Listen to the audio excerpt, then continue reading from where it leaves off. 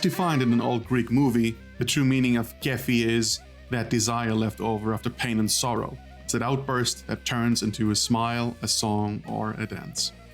Kéfi is when you enjoy life in a holistic way and accept things you can't control but still find meaning in them. And sometimes, Kéfi is even stronger when life is tough, when you're grateful for the full spectrum of your emotions. Life is full of such contrasting moments, and that's what we talk about in the Kéfi podcast.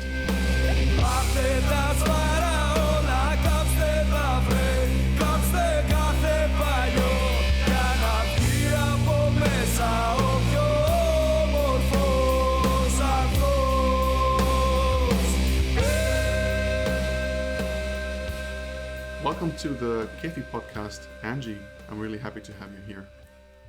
Thank you. I'm really happy to be here. I was actually nervous and excited to have this conversation because I've been doing a lot of mental health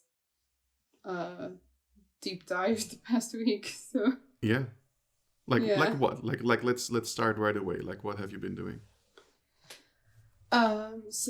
Well, for context, I work from home. I always have been a freelancer, but I have a very flexible work schedule, which is good. You think it's good, right? But the problem is that I had like a lot of work bunched up together, and I have been doing basically exactly the same job for 3 years, which is making very similar art, so designing maps for a mobile game.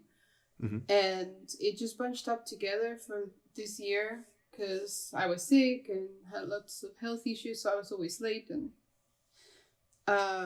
it just started to feel like I didn't have a second for anything else that was not like essential, eating, catching up with work, feeling shit, repeat.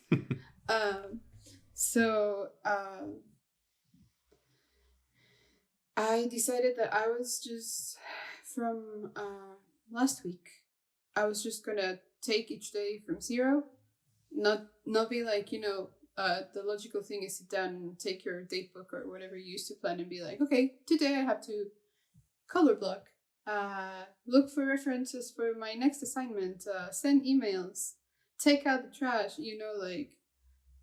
make a list usually of what you do. At least that's what I used to do. Spoiler alert, wasn't working.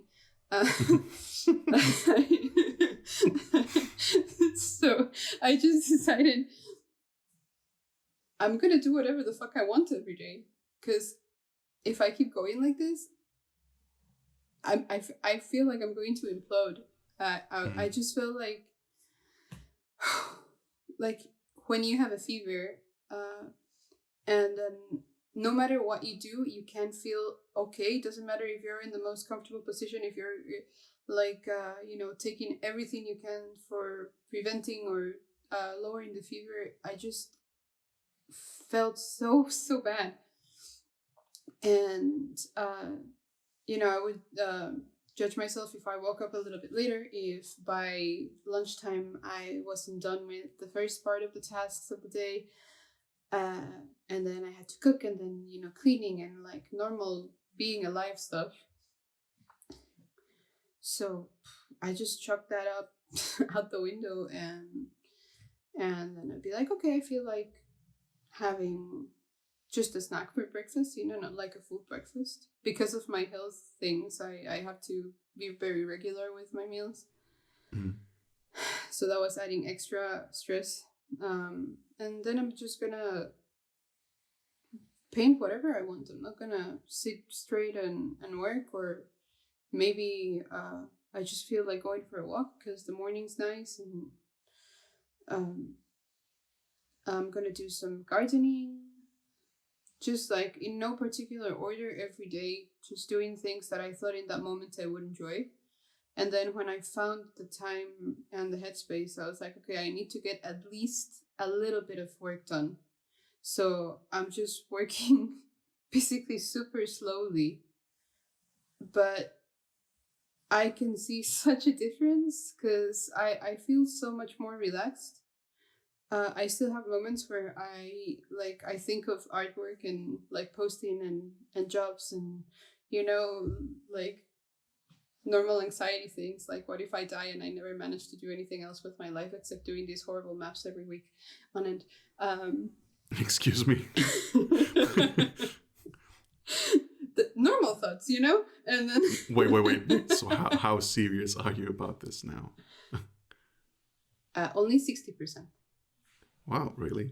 Yeah, I was having like a series of weekly emotional collapses, and I don't know, like I think I'm so used to meltdowns by now that I just like handle them differently,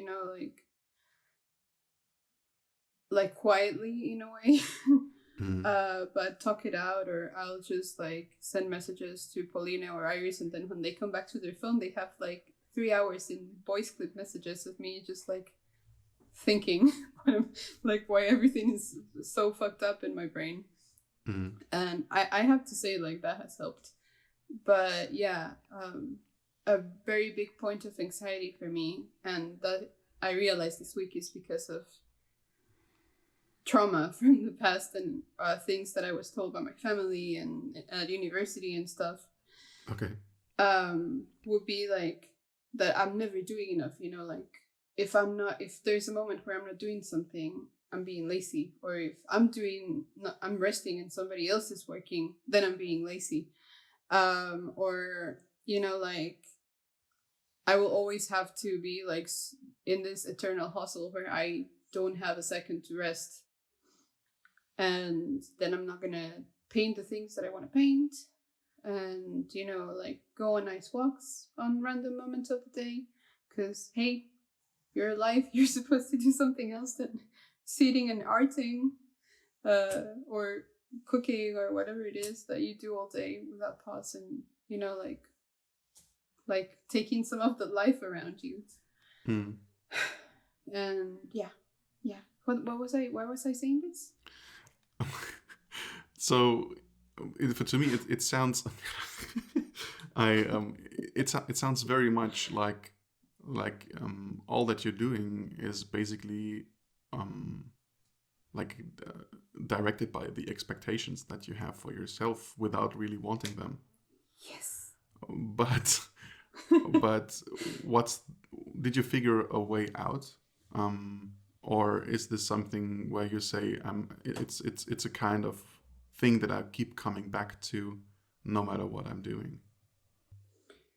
So I think this is the issue, though. Like, so across like the past few years, I noticed that the way that I handle things has definitely improved, because I just like like I see some people who just like don't deal with things, and they're like, whatever, the feeling will go away. And it does, because eventually sometimes it does go away for a little bit, like this weird feelings of insatisfaction and thinking like my life is great, what's wrong with me, why am I feeling so desperate right now? Because my life is, it's great, like my life is amazing. I am healthier now than I have been in the past year. I live in a super cute cottage with my super cute boyfriend that I love so much. I get to do art for my job, which is way better than doing something that is not art, because that would be 10 times more painful probably. Not that making art is not painful, because it is, at least still is. My problem is this: my brain goes very fast most of the time, like lightning fast, and then that's why I'm able to think of so many things that could go wrong in such a small amount of time. And I keep forgetting, like I have these moments where I'm doing really, really bad, and then I have like these breakthrough moments. I write things out, I talk it out, I walk it out, I don't know. And then I'm like, okay, yeah, I got this figured out. Go me. And then there's another maybe moment like in 2 months from now or 2 weeks from now where I'm like, no, yeah, I'm not fine. Like, I don't think I remember what the breakthrough was, because it feels like I never made it. But the time between those between those, like forgetting and finding it again, has been growing bigger. And I think the difference is that as I get those breakthroughs, they become more honest. Because there's, I don't know if you get this, but there's probably like an element of like hoping that you were different, and then you kind of like say, like, for example, what is causing my anxiety is that I'm afraid that I will not be as successful professionally as my friends, for example. And I accept that, and I'm like, yeah, that's like coming from bitterness. It's also my fault in some ways, but like accepting that like that is not because everybody else has an advantage that you don't have. It's because a combination of how you're dealing with things, your circumstances, which are in a lot of cases not your fault. Like that, like deeper acceptance helps me to be like, okay, I wasn't able to fully take that now and like see it for what it is, and actually fix the thing that's causing the problem, and not what I am building around the problem to make it seem like it's, I don't know, in my mind more acceptable. Is that understandable? I think like it's very convoluted. Yes, it is. Okay, so I try like accepting what really is the problem, basically, is helping me, because sometimes you try and make the problem to be something nicer than what it really is for you. Yeah, of course, you try to cope with it in a way that you just normalize it, right? Yeah. Do you think that trying to get a routine, now work related, or if it's just new boyfriend life, if I may call it like that, like all these these little things that make everyday life more exciting.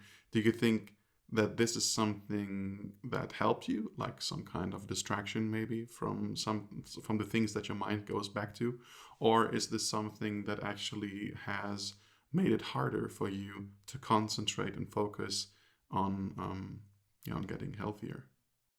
I think it has, changing where I live and who I live with has made a world of difference, because I mean, I love my family and I've worked on improving my relationship with them a lot, but I realized that my non-professional, non-monetary anxiety things greatly decreased when I moved in with Tom, because how he approaches things is like so much lighthearted. Like for me, he gives importance to the things that really like drama, like to say so, to things that actually merit the drama.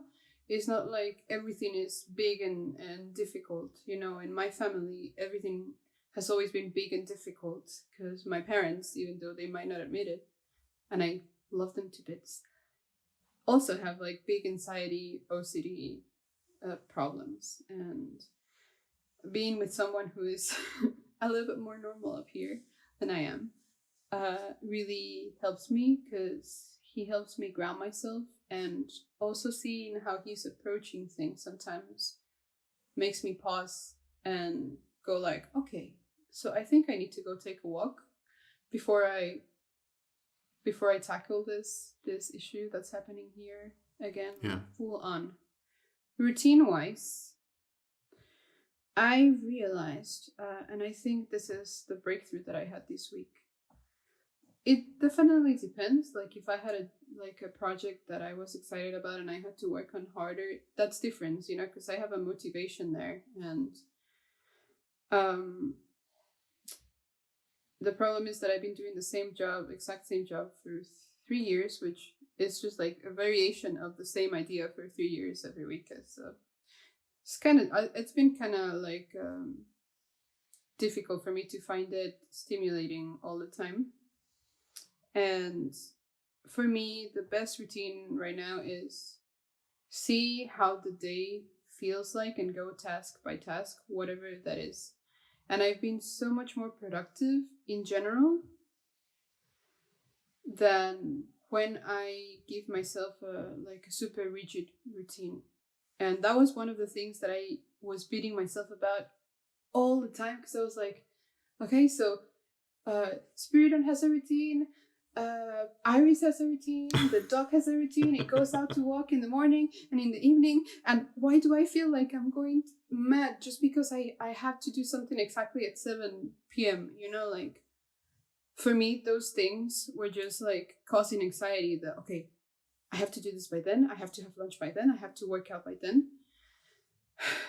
And it just felt like I was broken, you know. It's like, why the fuck can I function like other people are doing? Like, everybody's doing it, and I'm not doing it. Why am I not being able to do it?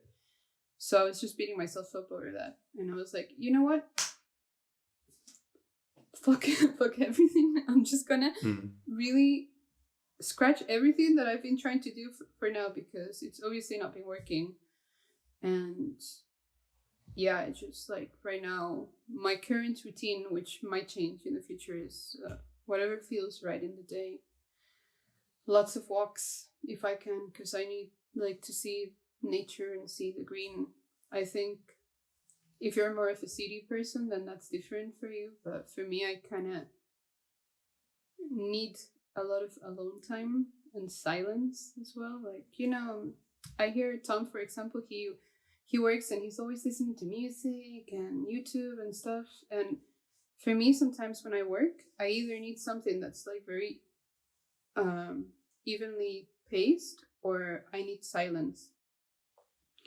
And sometimes the silence also needs to be spatial, as in, yeah, I need to be somewhere where there's just like maybe trees rustling in the wind or something in the background. And that kind of cleanses me a little bit for the next task.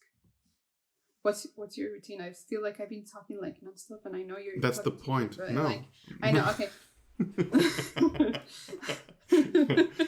No, I don't have a routine. Not like that. I mean, if you are focused on creating something all the time, then routine pretty much, I don't know, goes away. For me, it has been more important to create a routine that gets me out of work.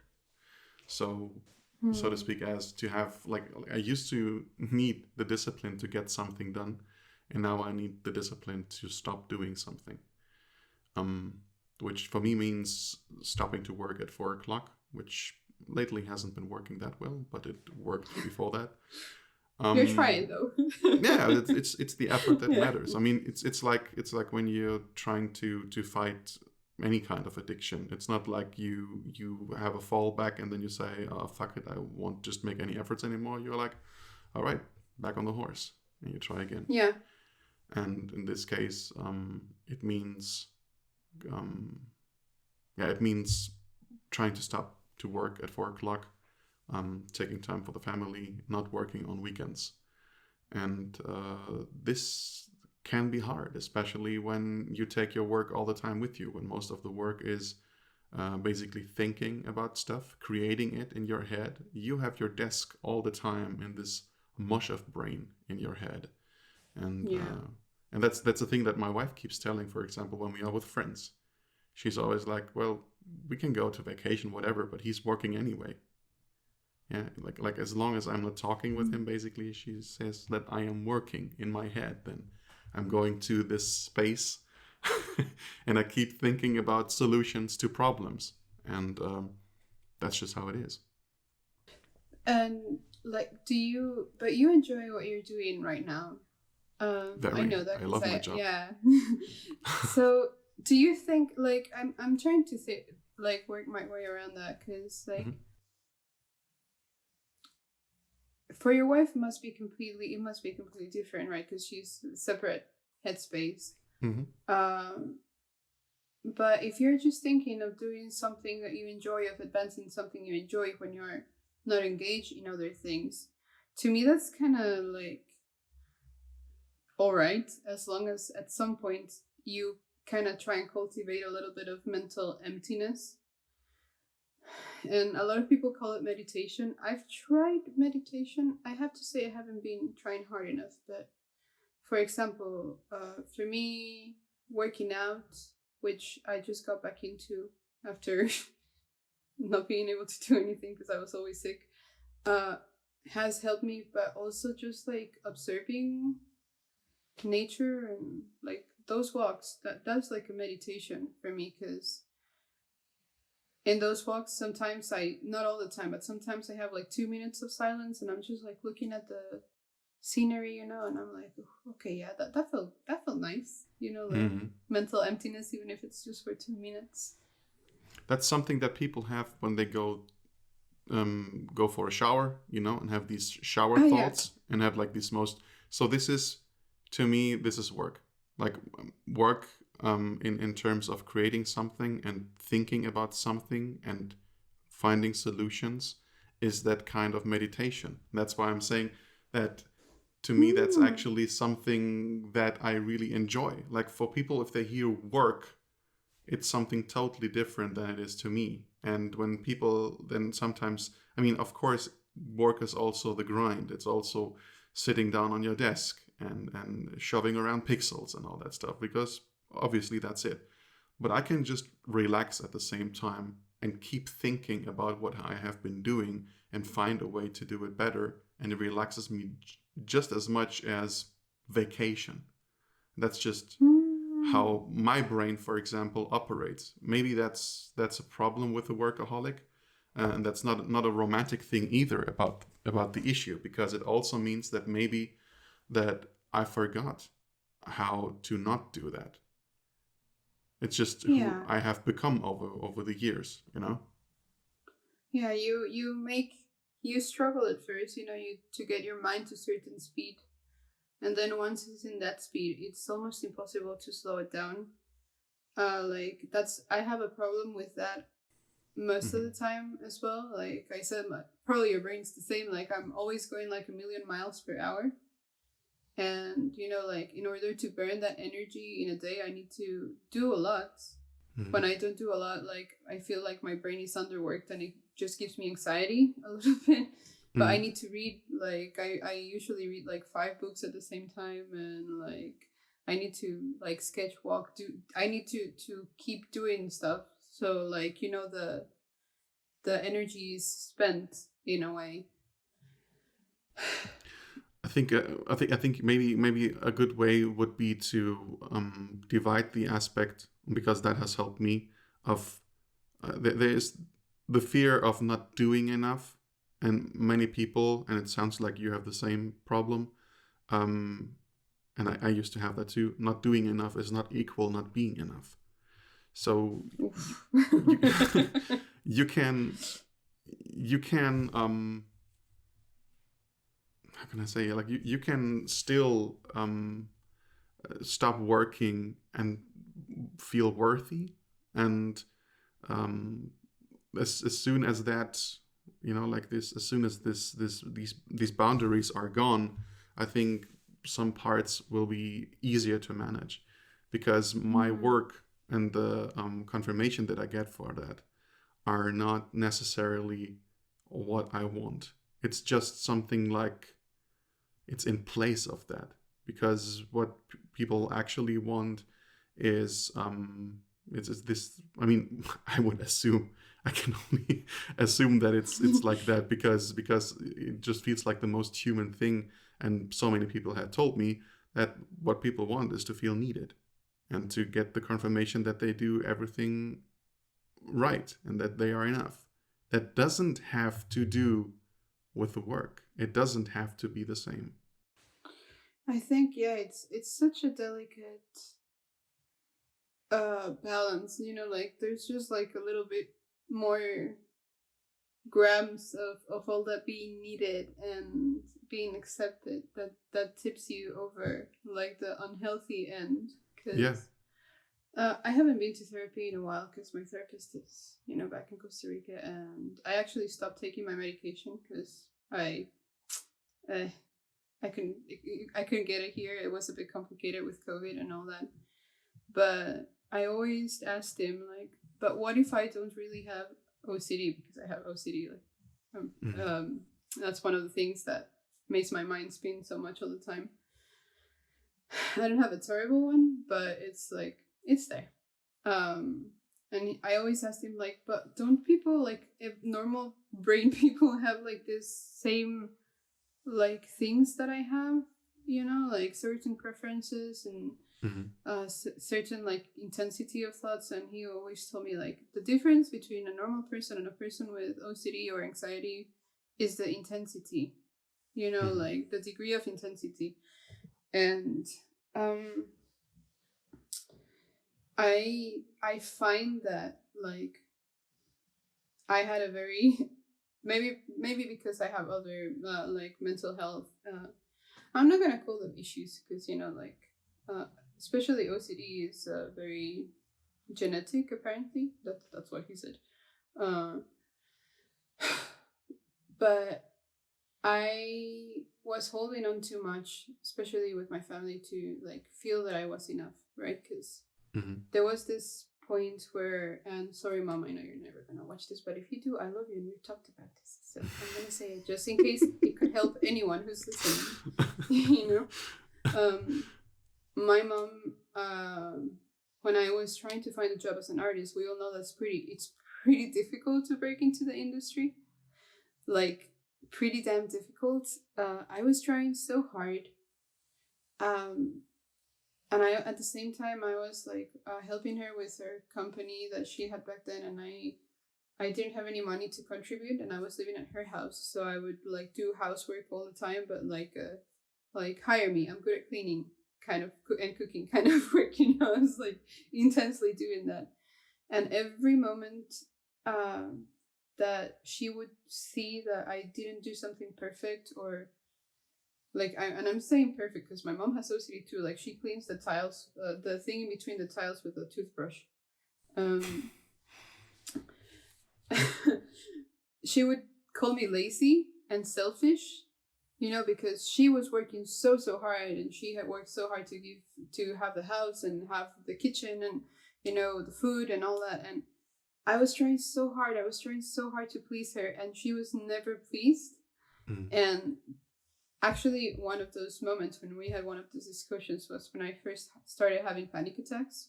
I don't have them anymore. It's been a while. But it was just like, of course I wanted to feel needed and approved of by my mom, who was super important to me by then. My dad was different, but also never pleased, you know. Whatever little thing I did wrong my whole life, there was always like a big explosion of, you know, like calling names and telling you all the things that you've done bad in your life, that you're ungrateful, blah blah blah blah.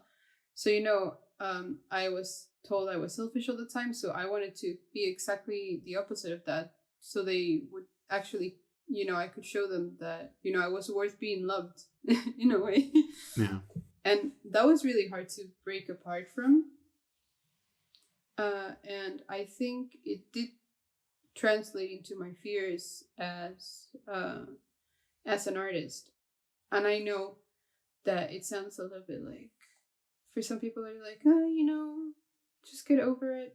But I've learned from talking to other very lovely people in the industry, and especially to my friend Craig Elliott, that some of us are just really a lot more sensitive, you know, like you can, like, maybe you say something harsh and someone is hurt and they're like, okay, I'll take that, and I will be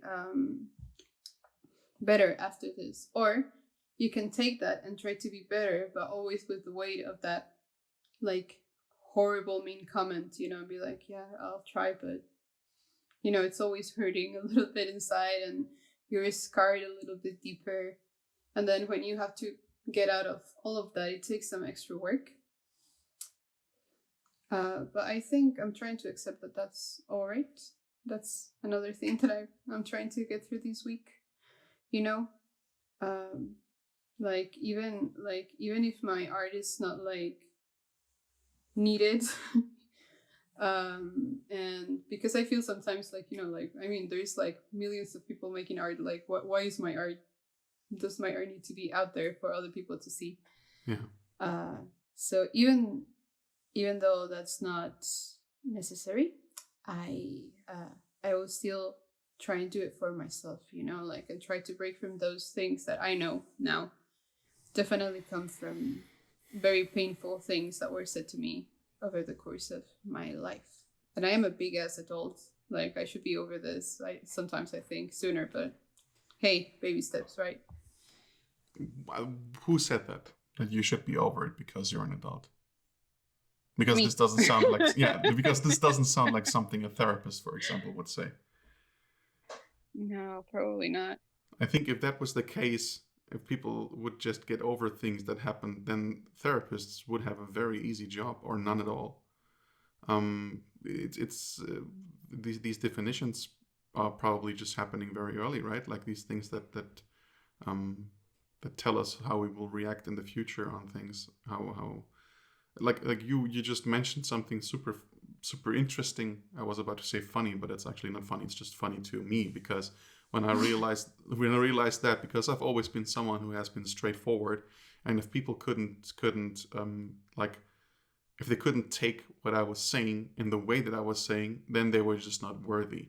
That's a teenager kind of thinking, like this. Oh man, you can't just deal with my honesty, like what the hell? But in the end, it's like, well, if there's this side of the spectrum of being able to take comments like that, then there also must be the other one, and realizing that changed a lot for myself. So I think that if as soon as people, for example, bring that respect also towards their children, that they probably will learn to speak differently with them. Because why is there only this base and everything above that is just toughening up? What about the stuff below it? Like, why is this only this spectrum and not the other one? Why can't you be more sensitive and just be like, okay, you are one of the people, I can remember this just like your name, who I should be more careful about how I approach them.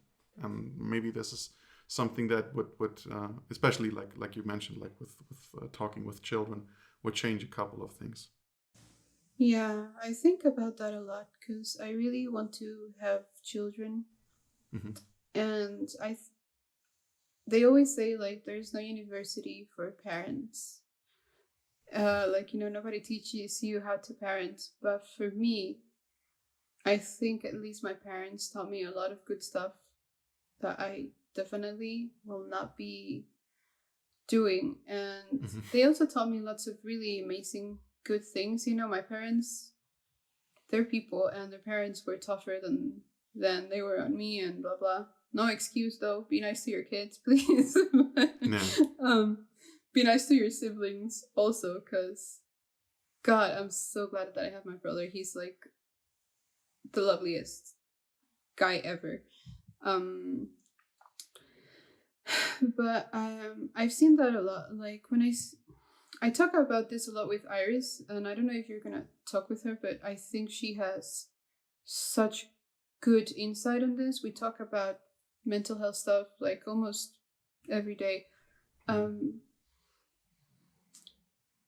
People sometimes can't see out of their like level of sensitivity or what they've experienced around them. And sometimes I hear people talking about others, like, oh yeah, this girl came into a meeting, for example, and she was talking over everyone, like interrupting all the time, and she's taking feedback very poorly, she's like not getting there. And I was like, okay, like we have this idea that in professional settings you have to be fearless, you have to be always pushing like a machine, taking feedback no matter how it was said to you. And like maybe the girl is neurodivergent, maybe this person has super bad ADHD. I have friends who have like such bad ADHD that on the weekends when they don't take their meds, it's impossible for them to hold a conversation. I have friends who are autistic, and people are like, yeah, whatever, what is autism? You know? And like, there's people who might not even know they have those things, because in the place where they come from, that is not accepted. So they're just like fighting against that all the time, while being Or super hurt. they just weren't able to process this as this being that, because my other friend who recently discovered that, like, she never understood why things were so different to her and why she couldn't cope with certain things until she had that diagnosis, and then suddenly everything made sense, and now she's building up on that new information. Yeah, exactly. And also, it's cool when you find out and your friends are like the good ones, you know, the ones that stick there and they're willing to listen and help you and change how they address you and stuff. Because a lot of people just don't know. I think there's a major lack in patience for empathy, not empathy, but patience for empathy, you know, because it takes time for you to be like, okay, maybe I need to address this differently with this person. It's not been working. Or, you know, if you notice you've been harsh, like, have the courage to go and say like, hey, so I was maybe seemed harsh to you. I didn't see it that way, but if it did, could we talk about it? Like, how do you feel about what I said? Like, take your pride away and be like, how do you need to have this conversation with me so we can both get the most out of it, you know, like a healthy type of relationship. And that is why, you know, it's kind of hard to really have this very, very close relationships with people, because you don't have the energy to do that with a lot of people. I have it like for 3 people.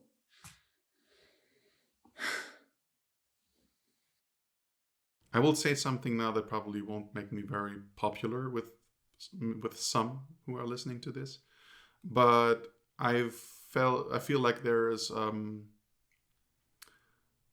a big correlation with people who don't want to take that look inside themselves, and at the same time simply just not being very smart.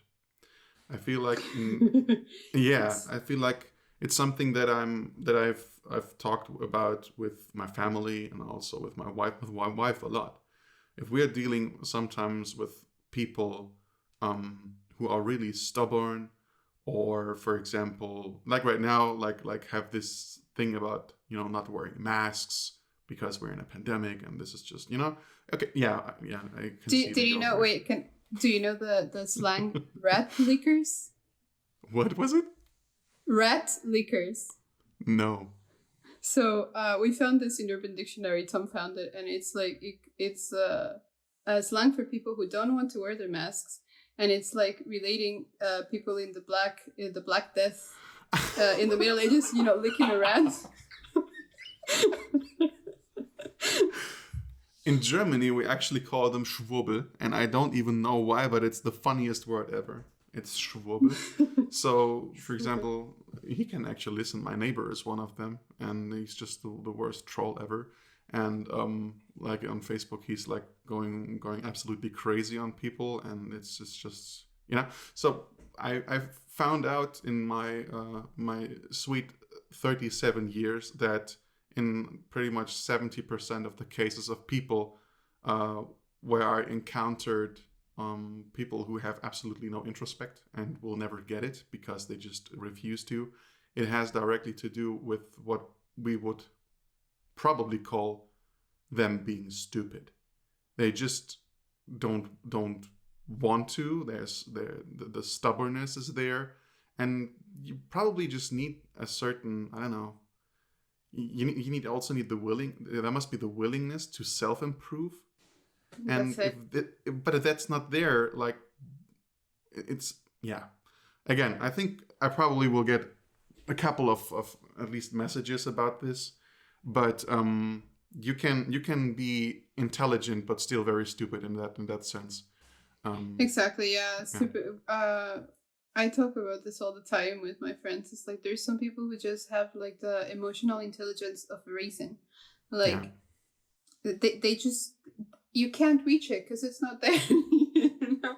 And I'm sorry if it's offensive for some people, but if you can't be nice, at least don't be mean, you know, like that's very basic, I think. And then if not, then just deal with the consequences. Don't go crying after. Whatever, they're not gonna listen, so but I feel like sometimes it's also a very, to quote a friend with a word that he invented, a psychohygienic thing to be very harsh with others, to just sometimes also lash out, tell them your opinion. Sometimes it's important to also not be nice with how you tell people about these things, and you just say them as they are.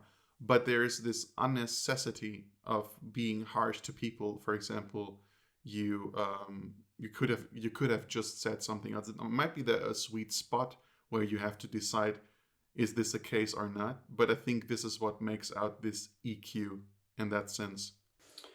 And also, you know, like, it's fine. You can be harsh sometimes and maybe you hurt someone. But I think it's part of that emotional intelligence to observe, you know, because you get like a spidey sense, you know, sometimes you're like, I think this person is not dealing that well with what I said. If you can read faces, Yeah. Well, maybe you can't, or if you suspect it, or you know you can't read faces, just ask. It might be completely fine if you care, you know, like maybe you don't care, so it's fine. But or you know you yourself. can also, yeah, I don't know. Right? If you're like, okay, I am like that often, so maybe I have to check sometimes. That's something that I had to learn. Yeah. I understand that. Like I'm pretty straightforward in a different way, but like I don't have much filters sometimes, you know. Sometimes I just think things and I say them and I'm like, oh, but okay, that's just honesty. so That's just honesty. Like that's different. You don't say that to hurt someone. I think that's probably the big difference. Like the purpose. I mostly just embarrass myself, so it's fine. Come on. but yeah, like, you know, emotional intelligence you can practice. Same, you know, like reading. So I don't know. There's some people who have no fixing. But I think this podcast is about fixing yourself, right? And then everything else is better, a little bit better outside. Yeah, I think a good way to train emotional intelligence. I'm not a professional, by far not. I'm just interested. This is why we're having this conversation. But I think a good training would be to sometimes not talk to people through a keyboard. I think that it's very different if you are trained to have interactions with people. If you're not, I don't know, like if laughing is not the same like LOL to you, you know, like if it's you get what I mean, right? Like I think this is very important in training your emotional intelligence to have actual interactions with people, and which is tough if you're in a pandemic, obviously. But I realized, for example, because I was already writing with a lot of people through, let's say, Discord or WhatsApp or whatever it was, I realized that I didn't have the balance anymore. And so I started making a lot of video calls, which I wouldn't have done with these people before. But I always was like, I have time, call me, do a video call. And then I still, at least I didn't lose that, you know, I didn't lose that balance between writing with people and actual talking. And I felt that helped. And even if it's just a placebo, it's okay if you believe it. Oh, no, I think it is very real. And I don't know if anybody else gets this, but for me, I use mostly WhatsApp to talk to the people that I talk to the most. Yeah. And sometimes I find that when I have to write, I won't be as, like, I don't know, as honest, not honest, but you know, like my emotions are like kind of filtered by how much I have to write because I'm lazy and I'm like, and my fingers are big and the keyboard's small, and like it's like with Twitter, right? Like just keep it to 160 characters. I think it's more now, but yeah, obviously communication changes if you have a limited amount of things that you will, like a limited amount of letters that you will use. So so I do voice messages, and sometimes like I don't know if guys do this, because like when I told Tom, my brother, like other men, like like, oh yeah, I have an audio from Pauline, and like 20 minutes later he's like, are you still listening? And I'm like, wait a second, there's 2 more left. 2 more audio clips. I just like let it go, like I talk, and I like, it's like if she's there, a monologue in a way, but I'm saying everything, and then it kind of feels more like I actually had a conversation instead of just like passively writing. And I don't know how to explain it. It's not a diary anymore. It's something better, probably. Yeah, I actually have a joke, like sometimes I write Dear Diary when I'm going to write a very long text, and like but yeah, like WhatsApp audio videos, or even like I send a lot of videos to my friends. Like sometimes I'm like, hey, what are you doing? And I show them my messy kitchen, or like, hey, it's a nice day, how does it look over there? Because for me, for example, like calls are a very rare thing, and they take such a long time because I can't stop talking, as you must have noticed by now. So it just is very time consuming. And sometimes mentally it feels like a mountain to climb to like actually call someone. I'm one of these people who like tries to avoid phone calls most of the time, like official phone calls or calling the hospital, or like if I can do it by email, it's better for me. So my wife is the same, and I don't understand that. Because it's anxiety. It's anxiety. Yeah, but sending, okay, that's something that I can get behind. But sometimes I hear this point about it being about time, and I'm like, so do the math. You speak 20 minutes, the other one listens 20 minutes, then he answers 10 minutes. You like the amount obviously is doubled. The phone call wouldn't take as long. So it can't be about time. Okay, then she says something like, you can listen to this whenever you want. Yeah, but if you have a conversation, voice message after voice message, one after the other, then this is not really safe time. I think it's it's not the same, It's maybe like a way of like really talking through whatever comes across in the day instead of waiting for the call. In my case, when it comes like to calls to hospitals and like stuff, phone calls you have to do, or calls with people that you're not so acquainted with, I feel like time spent in anxiety, because you can look perfectly fine and be like on fire inside, right? Like time spent in anxiety feels longer. So maybe it's like not actually like a rationally quantifiable amount of time. Is more like it just feels like it's taking forever, and you just want silence, and you're just like, I don't want to talk to anyone anymore. I just want to go and have tea, like whatever that is not talking. And I do get that. So maybe that's what she gets, because I don't know a lot of people who have my same feelings towards things. Unfortunately, luckily for them, unfortunately for me, but yeah. I'm not sure if she's terrified by this. I know that I, for example, felt similar towards phone calls. I felt similar towards phone calls because I was just afraid to say something wrong, and I wasn't trained to be spontaneous. But I started working at some point at a publisher, and it was absolutely normal to have conversations with clients, with printers, and all that stuff. And it took me a year, and I would prefer a phone call over writing an SMS. Like, it was just, do people even know what SMS is anymore? Like, yeah. So it's like a phone message, right? Like you send it, yeah. You're actually asking, right? Yeah, I have a friend that once sent me a text message on my phone, and I love him. He's one of my best friends, and I just looked at it and I was like, am I going to reply to that? What is that? This didn't come through the internet. Go away. Yeah, it was super weird. I was like, I think this is the first SNS I've gotten, like, since I had a brick phone, you know? It's like... So you mentioned that. Sorry if I'm making a little twist here. You mentioned therapy earlier, and you said that you were on medication. You wouldn't take it right now. When did this? When did it start? When did you start going to therapy? And is this something that you're missing right now? From therapy, you mean? Yeah. Okay, so I first started going to therapy 2 years ago. That was when we met actually at industry workshops, and that was one of my first nice experience at an industry event, because first I had gone to CTN and it was bad. Like, it was bad. If you want to have a whole other podcast about bad experiences in CTN, hit me up. I remember that I stayed a long time with Ollie Lawson and his wife, Sad.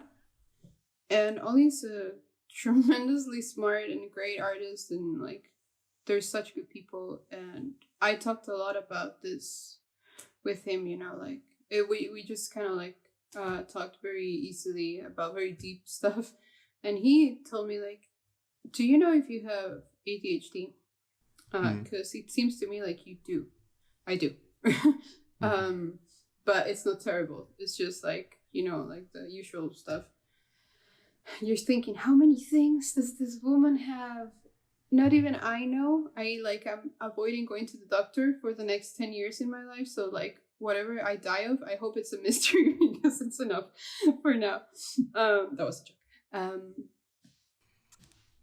But originally I was like, okay, I took some, I tried an ADHD med, and it just felt normal. Like, it felt silent in my brain, and I could do like focus. Back then it worked.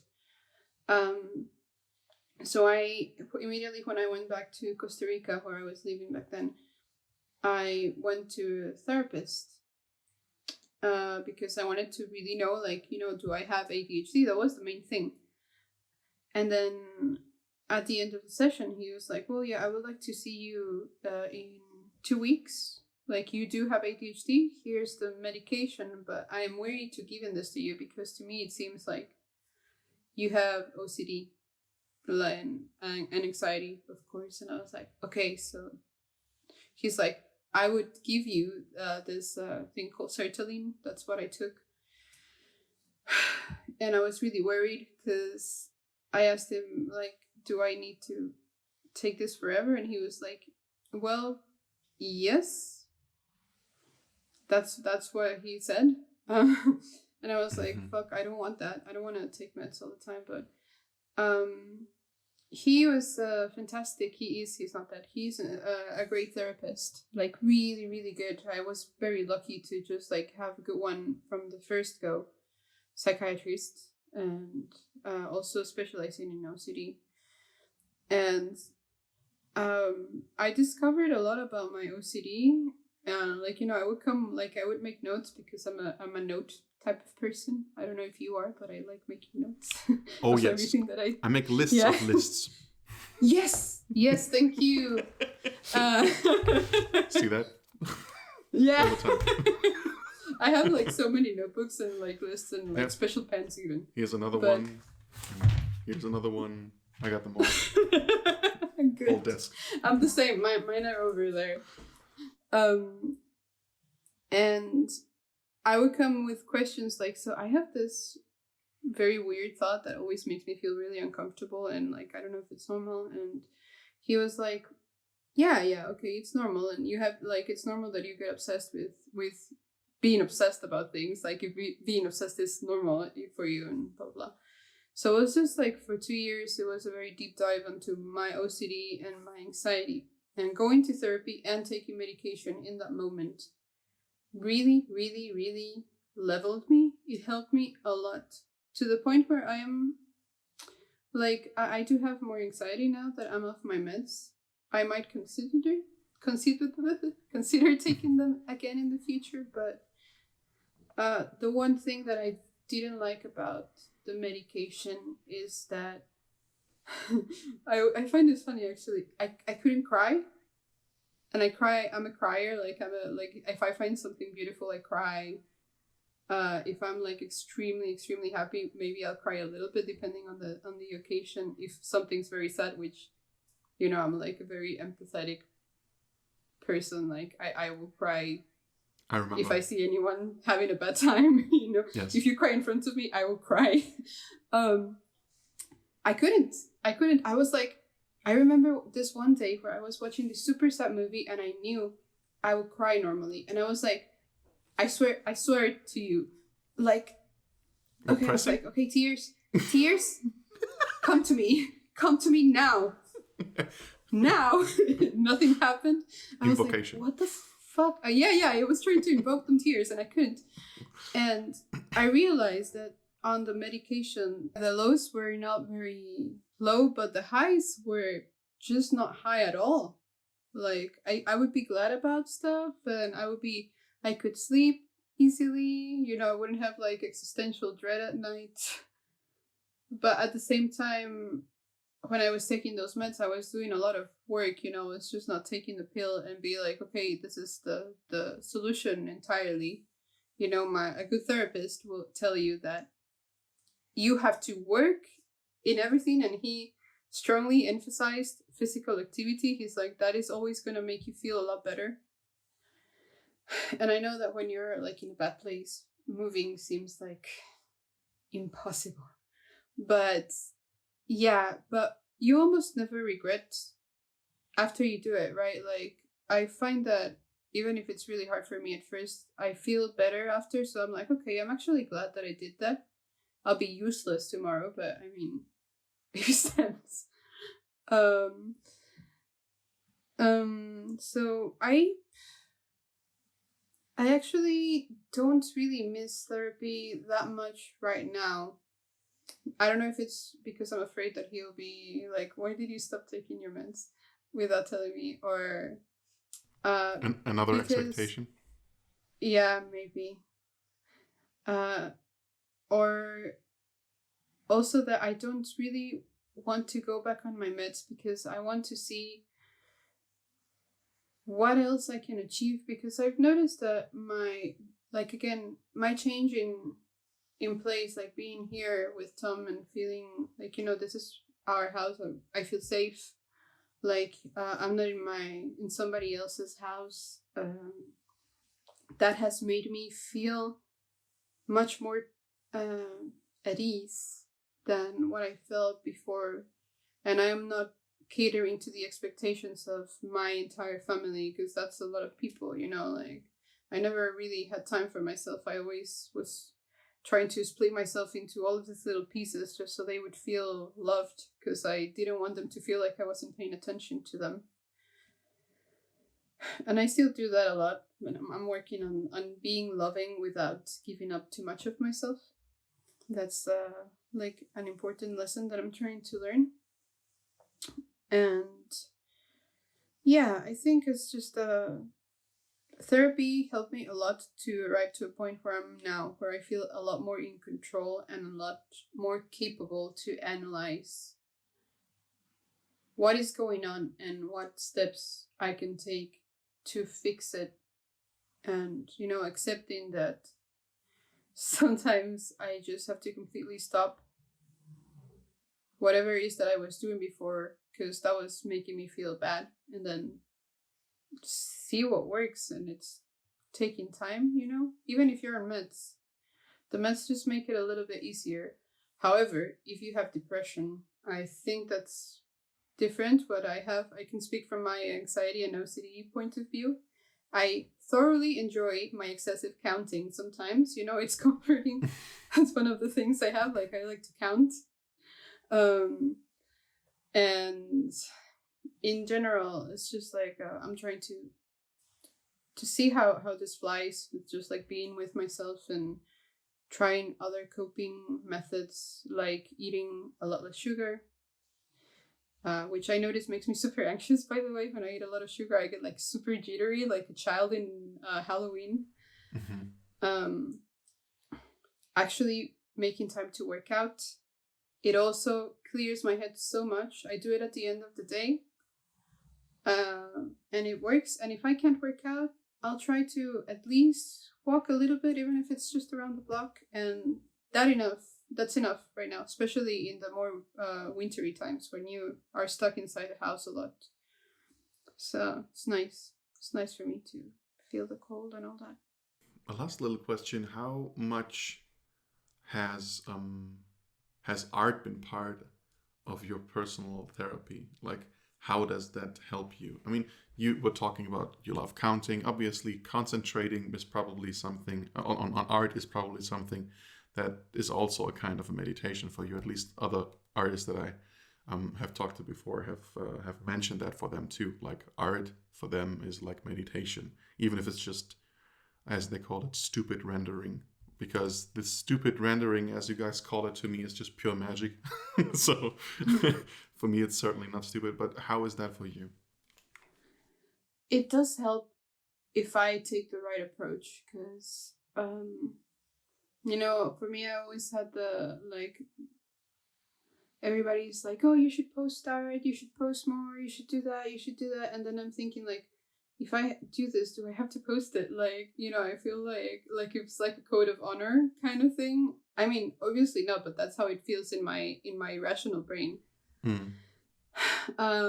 So if I just don't constrain myself, like, I noticed this, if I don't give myself any prompts when I sit down to do art for myself, when I really need it, like as a meditative thing, it works. But if I sit down and I'm like, okay, I'm gonna draw fairies now.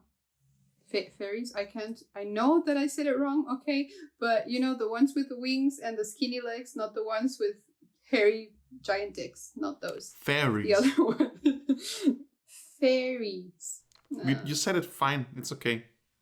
Okay, sorry, I have a trauma because somebody bullied me over it too. I have like a couple of words in English that I just say wrong, but they're like really wrong. Anyway, my wife has that too. I'm trying to tell her that it's veggies, not wedgies. It's a German thing. That's great. Yeah. That's amazing. Don't change it. It's great. No, change it. Like, she's trying to say, I'm doing veggie pizza, and I'm like, so you're putting potatoes on pizza? She's like, no, vegetables. Well, that's a veggie pizza. Veggie pizza. Oh, veggie, pizza. yeah. Whatever. Like, I know I'm not perfect with this, but there are some things that I just have to bully my wife for. I can't get past that. Yeah, I know. Tom teases me sometimes, and it's fine. I accept it. Yeah. So I just sit down and I let it flow, basically, which is, I think, maybe what your other friends would do. Just like let it flow. But it's just like if you're one of these people who have constrained themselves their whole life, which I was always setting every expectation for me super high, because that was my safe place. If I did everything right, nobody would be mad at me, nobody would yell at me, nobody would insult me, nobody would bully me, etc. Right? So if I just leave everything aside and I'm just like, okay, what is that in my living room? And I start drawing from there, it works so good. It really does. And then at the end, I feel so satisfied because I was like, okay, I actually was able to remember that I love painting and drawing and making things. And it doesn't feel like when I'm pressed with work, where it just feels like a survival thing, like I need to pay my bills, so I need to finish this headspace. So yeah, it really does help. And I do ceramics as well, and it's great. I super recommend getting some mud and doing some ceramics. It's very therapeutic. I've been following that on your Instagram feed too, and I think it looks I said feed and didn't say Instagram feed, by the way. Yeah, my Instagram feed have a separate account. It's OnlyFans, but yeah. Yeah, I was recently told that OnlyFans was actually originally, I think, a place where sport people were and trainers and all that, and at some point it just became something this corrupted thing, different thing. Yeah, it's probably just the same way that pregnant Pokemon took over DeviantArt or something like that. Oh my god, I didn't know that existed, and now you've ruined my life. Oh yeah. I was at some point these things came, and props to you guys. Cheers. It's perfect. You can keep doing whatever you want. I'm not telling you to stop that, but I'm just saying it changed the reason why people went on that page, and now others don't care anymore. That's what I'm saying. Yeah. Yeah, exactly. Yeah, but anyway, ceramics are cool. Anyway, thanks so much for sharing and for opening up. I hope that a lot of people have taken something from this conversation, because, as I try to point out, this is about finding something relatable and how other people are dealing with life, and especially in this pandemic. And I hope that we can get back to this conversation at another point. Thank you, Spiri.